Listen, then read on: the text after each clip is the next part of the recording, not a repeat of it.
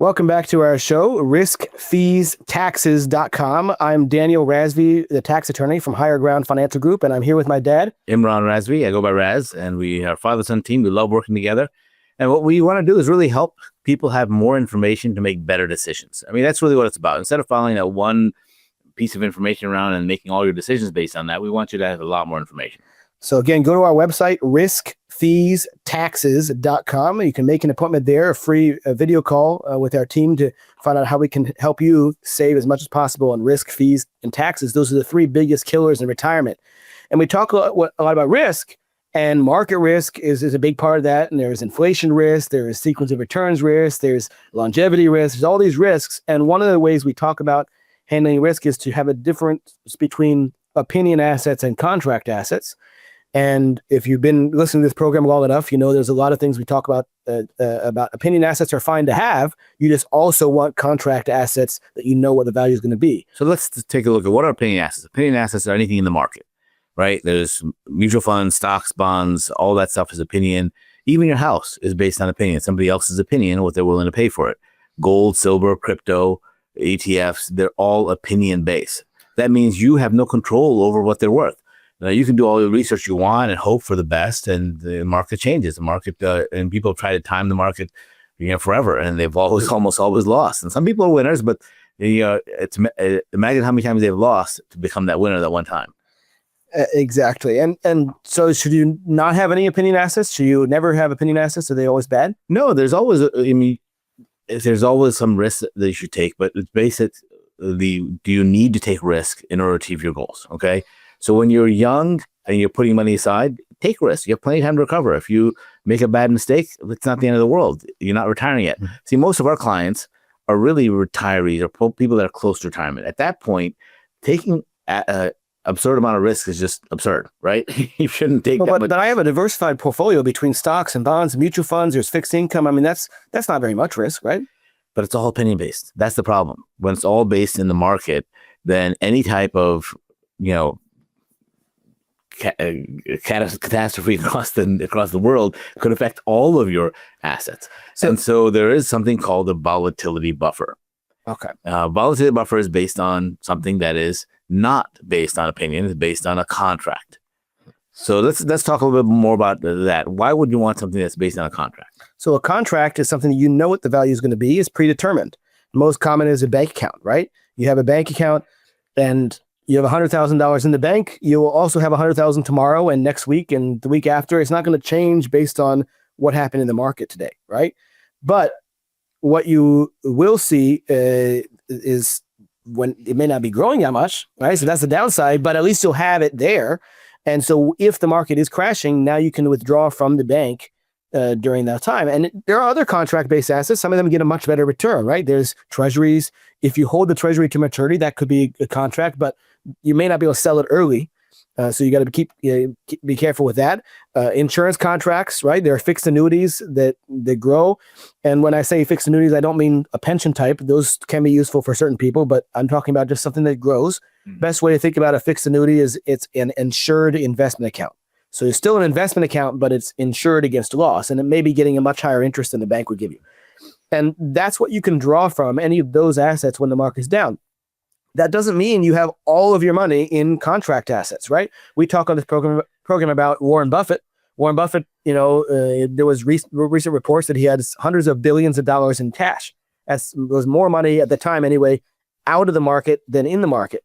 But that doesn't mean he had no money in the market. He had also had a couple $100 billion in the market, right?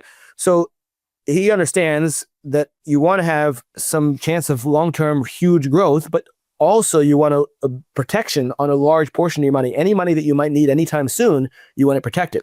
So if you can distill that down to the average person that might be listening to this. And just so you're wondering, Warren Buffett doesn't have that much money under his mattress, okay? It's not sitting in cash in his house.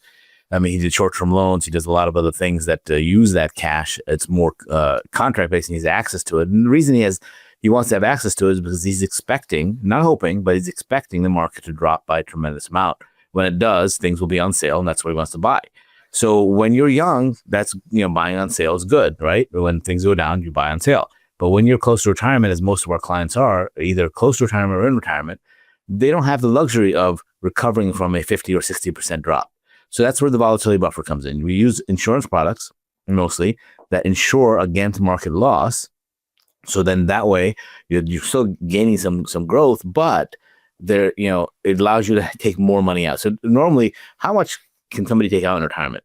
Well, if you Google what is a safe amount to withdraw every year in retirement, most websites are going to tell you 4%. Some of them will be more conservative. They'll say 3.5%. And that's been like the same rule for like 40 years. Why? Because math doesn't really change, right? In fact, we had a client that just came to us from Fisher, and Fisher told him 3.7 was a safe amount. Yeah. So, I mean, lately, for the last 5 or 10 years, there's been banks trying to redo that study, see if there's a way to eke out more.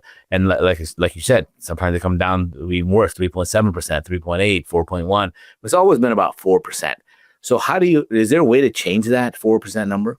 Well, the reason that you can't take out more is because of the sequence of returns. You might have a bad loss early on in retirement, and now you've taken out a lot more than 4%, even though you didn't mean to. So the way you avoid that is you don't have the loss, right? Because this is all based on having market losses. If you don't have market losses, then the 4% rule doesn't really matter. You can just take out whatever it earned in interest, right? So if all of your money was in an interest-bearing account, you could just spend the interest every year. And if it's more than 4%, great. If it's less than 4%, that's all you have. But you can also dip into principal, because the big problem with withdrawals in retirement is not dipping into principal. That's not a problem. It's dipping into principal while market is crashing, because now your principal is a lot less. Right. So the volatility buffer strategy is kind of separating your money into two different piles. One pile is going to be guaranteed against loss. So it's going to have a fixed interest rate or a market-linked interest rate, but you can't lose money. And the other part is going to still be in the market, still have all the risks of up and down. And the idea behind the volatility buffer is that when the market's up, take money out of the market. But when the market drops, and it does about every 5 years, then you take it out of your fixed account. The other 4 years, you let your fixed account grow. So that's really how it works. And when you do that, instead of a 4% withdrawal rate, you have actually a 7% withdrawal rate.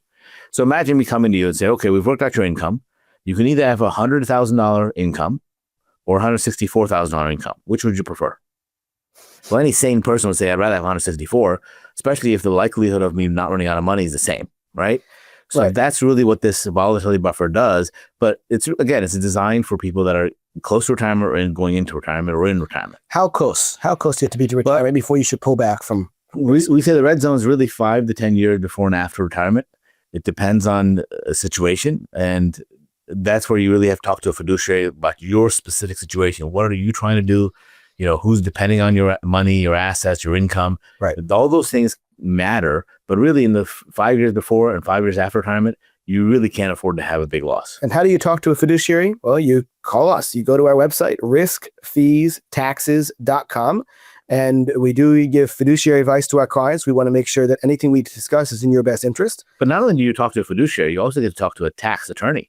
So you have a double bang for your buck, and it's a free appointment. So there's really no cost to it. But you're actually talking to somebody that's going to help you with retirement, as well as somebody that is a tax attorney if you decide to move forward. And if we decide to take you as a client, because we have limited space and we do try to help everybody, but we want to make sure that we can actually make an impact in your life. And most of our clients, when they go through this plan and they add the volatility buffer, they retire with at least 50% more income than they would have had without us.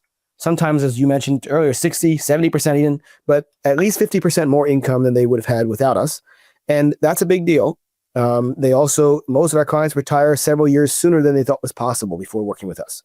And the other missing piece is taxes. They retire having saved over $1 million in taxes in most cases. That's a big deal because that's more money in your pocket you can spend or you can leave to the kids when you pass away. So let's give you an example. We have a little bit of time. So basically, we had this person that came to our dinner seminar about a year ago. And he was very frustrated. He and his wife had saved up $2 million for retirement. Mm-hmm. And the problem was his advisor said, well, you can take out 4%. Well, after taxes, that's only $5,600, $5,666 per month. He said, well, I need more money than that. And that doesn't include his other pension or Social Security, but he wanted more out of his $2 million. And that also gave him a 93% chance of success. What that means— Well, that's pretty good, right? 93% chance? That is pretty good until you put it in perspective. I mean, imagine getting on an airplane and I'm your pilot and I say, hey, welcome to Razvi Airlines, and we're going to sunny Florida today, and you have a 93% chance of landing. Would you stay on the plane? Now, some people would, but not everybody, right? So that's the choice. But the thing is that this is 93% chance of success, meaning that you will have at least $1 after 25 years. Your life expectancy when you're in retirement. Wait. So that means there's a good chance I'll